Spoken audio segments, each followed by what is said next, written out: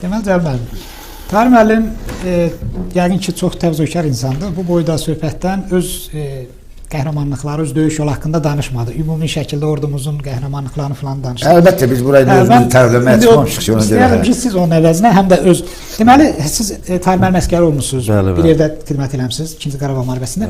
İstərdim ki, həm Tahir müəllimin, həm özünüzün döyüş yolu bu müharibədə, oradakı bir müəyyən hansı mümkündür əməliyyatlar, hansı bir yadda qalan maraqlı bir təəssüratlarınızı danışasınız?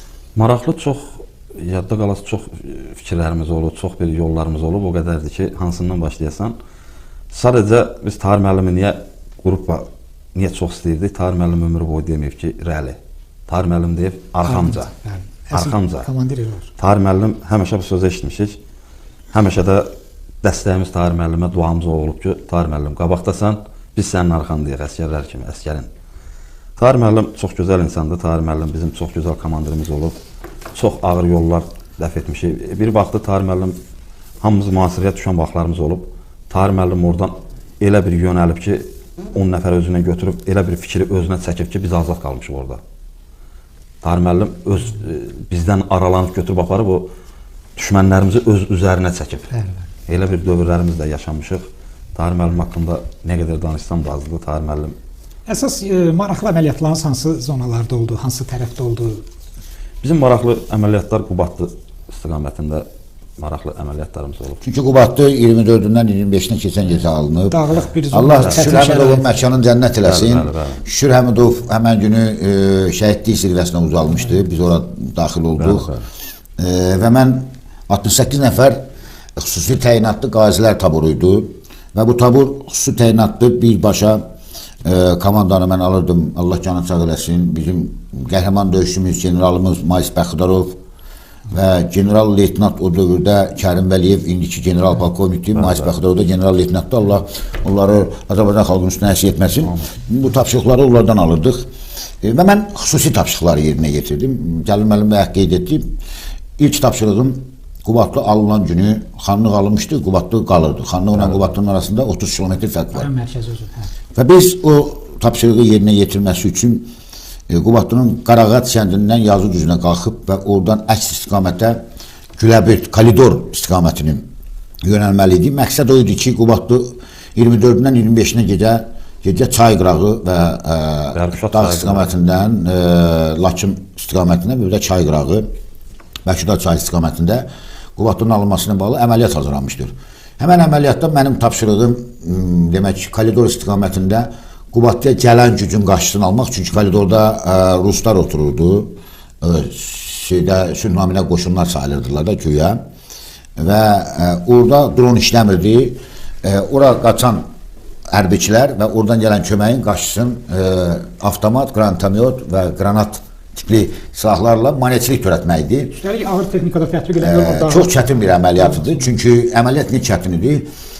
Ərazi mina qarşı, demək ki, tank əleyhinə minaya qarşı mina idi, quru qoşunların minaları idi və bir də OZN idi. Mən o günü bu gün də gözümün qabağından getmir o gün. Çünki həmən gün qarşı tərəf düşmən mövqeyindən 200-ə yaxın bizə minamyot atdılar. Allah şahiddir ki, minamotu o qədər atırdılar ki, sanki o dağı düzləmişdi, o vəziyyətli idi. Biz durduğumuz mövqeydə onların məqsədi o idi ki, Qubadlıdan yaralı və Qubadlıdan çıxan hərbiçilər Kalidora yönələ bilsinlər. Ona görə də bizi minamyotla vururdular. Biz də açıq bir zonadaydıq. Həddindən artıq ağır bir... Yəni, mən deyərdim ki, sağ geri qayıtmamızı inanmırdım. Amma peşəkar 1-ci Qarabağ müharibəsində bu silahların səsinin qulağımda qaldığı üçün və düzgün doğru istiqamət verirdim. Məsəl üçün, bir mərmi 3 yerə vuran kimi mənim yanımda olan, indi o əməliyyatda olan əsərlərimiz var. Naxçıvan uşaqlarından Elxan, Mamed, Elçin, Hacı, Qafar, digərləri, Ziya və s. Axır bir 15 nəfər idi. Biz qarşı tərəfindən sağ cinahla gələn 42 nəfərlə görüşməliydik və onu almalıydık. Amma onlar bizim görüşməyimizə manevçilik törədirdilər ki, biz sol cinahdan gəlirdik, qarşı tərəfdən gələn görüşməyimizə tam görürdülər. Gorustan, onların lokatoru var, onların üstündən Sputnikdən görürdülər. Və biz o zeynə düşdük. İskəndərov Səxavət bizdə vardı kəşfiyyatçı, çox gözəl kəşfiyyatçı idi. Elə birinci müharibədə də Qarabağ müharibəsində kəşfiyyatçı olub və mən olduğum briqadada olmuşdum. O Zeyni müəyyən elədi, o Zeynə mən düşməli idim əslində. Çünki Səxavət məndən boyda balacaydı, Jilka sistemində qurmuşdular və kol diblərinə bastırmışdılar. O Jilkanın altından keçdi, boyu balacaydı. Və keçəndən sonra əlin qaldırdı ki, işarə elədi və mən dul komandası verdim arxadan gələn heyətə. Soruşdum ki, İskəndərov nə məsələdir? Dedi ki, mən keçdim, amma Jilka hündürdür. Mən o zeyn müəyyən eləmişəm. Biraz ehtiyatlı ol, düz mənim başımın arxasındadır. Və mən gələndə o mənim, Səxavət mənim çenimdəndir boyda. O da mənim allıma düşürdü. Və axşam saat 5-dən sonra biz deyilən nöqtədə olmalıyıq. Biz saat 9-da qaranlıq düşəndə həmən nöqtədə olmalıyıq. Deyilən, tapşırıq verilən döyüş mövqeyində olmalıyıq və qarşıdan gələn tərəflə görüşməliyik. Amma bu o zeynlə tank əleyhinə mina, bir də quru qoşunların minası bizə maneçilik törədirdi. Çünki xəzəlidir, yarpaqdır, görmək olmur, görüntü çox çətindir. Hər dəqiqədə çox. Mən deyim ki, mənimlə gedən heyət işarə ilə hərəkət edirdi. Çünki mən əl işarəsi tapşırmışdım. Ləpə bir yerə, məsafə 5 metr, yəni ayaq bir yerə, ləpə deyəndə ayaq bir yerə, məsafə 5 metr saxlamaqla. Çünki biri minanın üstünə oturanda digəri geriyə çəkilə bilsin və həmin məsafə ilə. Ona görə çox ağır bir tapşırıqdır, ağır da bir əməliyyatıdır. Mən o əməliyyatı çox uğurla başa vurdum, sağ geri qayıtdım və geri qayıdarkən bizim bugünkü demək baş qərargah rəisimiz Kərim Bəliyev mənə bir sual verdi ki, sənin heyətindən sağ qalan var mı? Mən dedim ki, cənab general leytenant, mənim heyətimdən heç yaralanan yoxdur. Heyətin hamısı sağ durur. Dedi, ola bilməz. Bir ələ sən şeydən keçdin, Nujinli. Dedim ki, valla, yəqin ki, mən peşəkarlığım icbatını. Orada Kərim Bəlimə mən çox təşəkkür edirəm buradan. Mənə dedi ki, mən sənə xüsusi bir müharibə qutarsın, sağ çıxsaq. Sənə xüsusi bir hədiyyə verəcəm və diqqətə görə medalın. Təsəvvür elə bu sözü düzüb deyil, həmən oranı da vurdular. Yenə orada bizə heç nə olmadı. Hə, həmən vaxtı düzülüş vardı. Danışıq düzülüş gedən vaxtı, həmən düz başımızın üstün vurdular obyekti Stalova əskər yeməkxanasını vurdular, düz bölündükdə belə. Yenə heç birimizə heç nə olmadı. Yenə olmadı. Və sonra ikinci tapşırığım mənim orada Xələt şəhərinin demək 218 var idi, çox gözəl bir hazırlıqlı bir hərbi hissə idi, kəşfiyyat taburuydu. Onun bir bölüyü bizim yanımızda xidmət edirdi. Biz pastayan onlarla hücuma keçirdik. Orada Kapitan Məmmədov vardı, Ruslan müəllim vardı və Telman müəllim vardı, onların komandiri.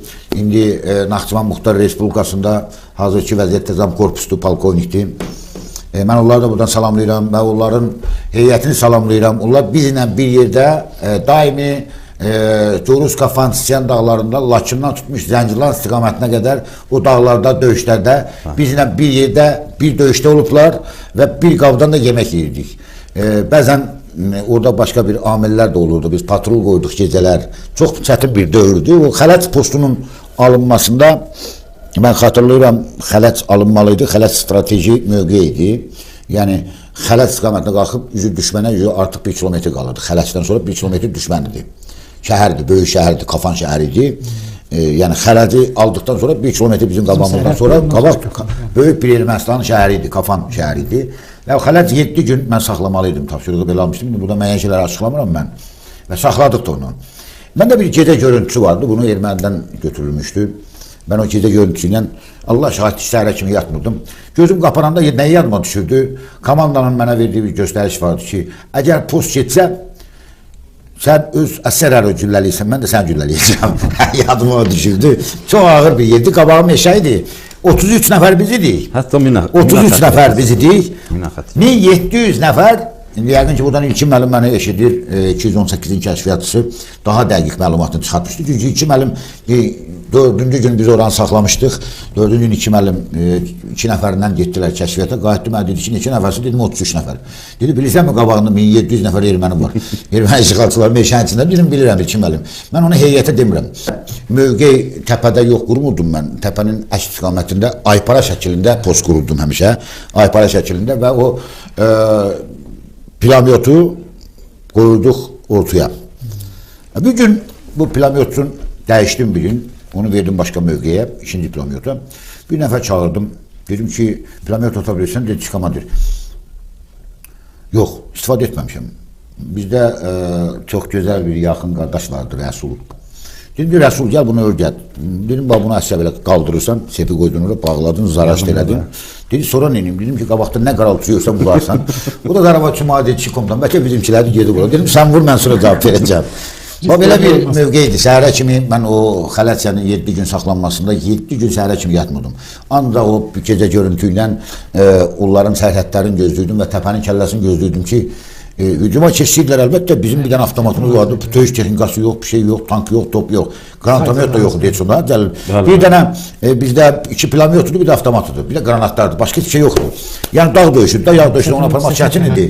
Və orada 7-ci günü biz artıq oradan 3-cü bir əməliyyata hücuma keçdik. Tarovlu istiqamətində. Tarovlu kəndi artıq Kafanın sonuncu sərhəd kəndidir.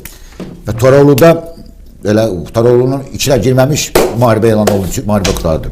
8-də noyabr olub qələbə günü. O tapşırığı yerinə yetirmişdiniz.